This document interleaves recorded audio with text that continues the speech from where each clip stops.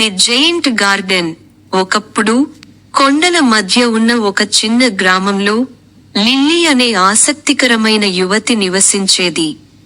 Lily ప్రకృతిని ప్రేమిస్తుంది మరియు ప్రతిరోజూ తన చిన్న తోటలో పూలు, కూరగాయలు మరియు మూలికలను పెంచుతూ గడిపింది. ఆమె తన మొక్కలను చాలా ప్రేమతో చూసుకుంది. ఆమె తోట వర్ధిల్లింది. ఆమె పెరడును ప్రకాశవంతమైన రంగులు మరియు అద్భుతమైన వాసనలతో నింపింది.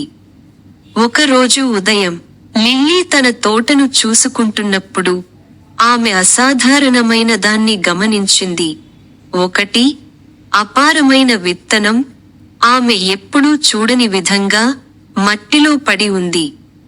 అది మందంగా మెరుస్తోంది మరియు దానిని నాటడానికి ఆమె విపరీతమైన కోరికను అనుభవించింది. సంకోచం లేకుండా ఆమె ఒక రంధ్రం తవ్వి విత్తనాన్ని భూమిలో ఉంచి దానిని భూమితో సున్నితంగా కప్పింది. మరుసటి రోజు ఏదో అద్భుతం జరిగింది. విత్తనం మొలకెత్తింది, కానీ సాధారణ మొక్కలా కాదు. అది చాలా వేగంగా పెరిగి మధ్యాహ్నానికి అప్పటికే ఆమె ఇంటి ఎత్తుకు చేరుకుంది.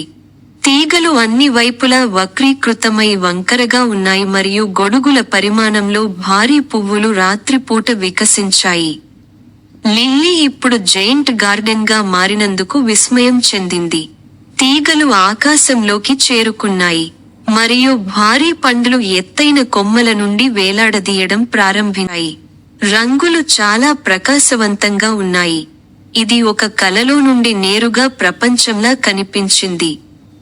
ఉద్వేగానికి లోనైన లిల్లీ తోటను అన్వేషించాలని నిర్ణయించుకుంది.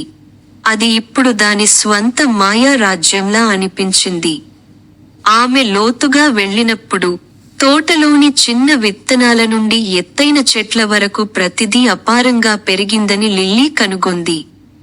పువ్వులు ఇళ్లంత పెద్దవి, కూరగాయలు క్యారేజీల పరిమాణంలో ఉన్నాయి.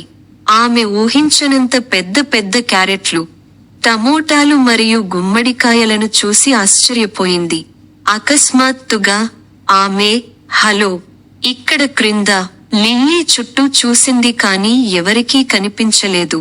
అప్పుడు ఒక పెద్ద పొద్దుతిరుగుడు పువ్వు కింద నుండి పెద్ద తోటలోని మొక్కలను సంరక్షించే చిన్న మాంత్రిక జీవులు, గార్డెన్ స్ప్రిట్ల యొక్క చిన్న సమూహం బయటకు వచ్చింది.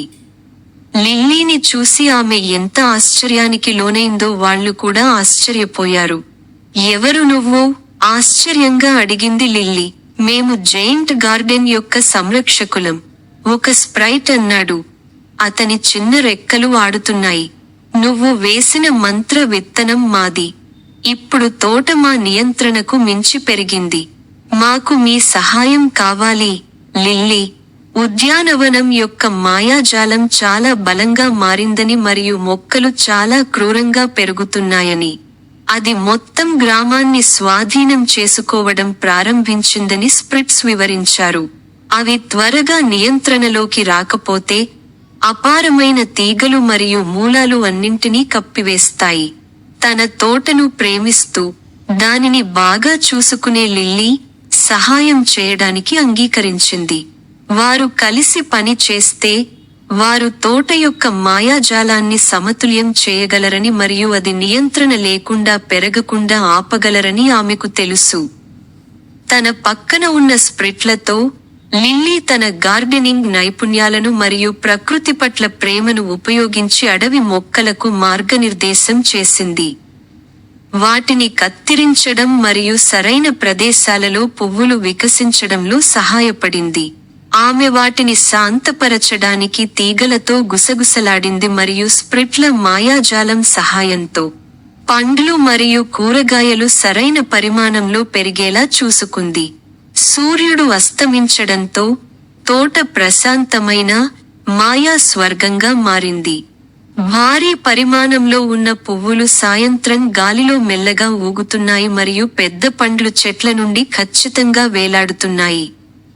తీగలు ఇకపై అస్తవ్యస్తంగా పెరగవు. తోట యొక్క రహస్య మూలలకు దారితీసే అందమైన తోరణాలు మరియు మార్గాలను ఏర్పరుస్తాయి. స్ప్రిట్లు లిల్లీకి చేసిన సహాయానికి కృతజ్ఞతలు తెలిపారు మరియు బహుమతిగా వారు ఆమెకు మాయా విత్తనాలతో నిండిన చిన్న పర్సు ఇచ్చారు. ఈ విత్తనాలు ఆమె కోరుకున్నప్పుడల్లా జైంట్ గార్డెన్ లాగా అందమైన గార్డెన్ను పెంచుకోవడానికి వీలు కల్పిస్తుందని వారు ఆమెకు చెప్పారు. అయితే సరైన సమయంలో మాత్రమే వాటిని ఉపయోగిస్తామని వారు ఆమెకు వాగ్దానం చేశారు. చిరునవ్వుతో లిల్లీ తన గ్రామానికి తిరిగి వచ్చాడు. అక్కడ ప్రజలు ఇప్పుడు మచ్చిక చేసుకున్న జైంట్ గార్డెన్ అందాన్ని చూసి ఆశ్చర్యపోయారు. ఇది అందరూ ఆనందించడానికి ఒక అద్భుతంగా మారింది.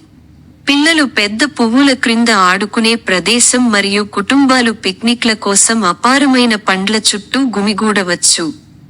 అందువల్ల లిల్లీ తన మాయా తోట కోసం శ్రద్ధ వహించడం కొనసాగించింది. ఆమె నిజంగా అసాధారణమైన దాన్ని సృష్టించడంలో సహాయపడిందని తెలుసుకున్నది. ఇది గ్రామంలోని ప్రతి ఒక్కరికీ ఆనందాన్ని కలిగించే ఒక జైంట్ గార్డెన్.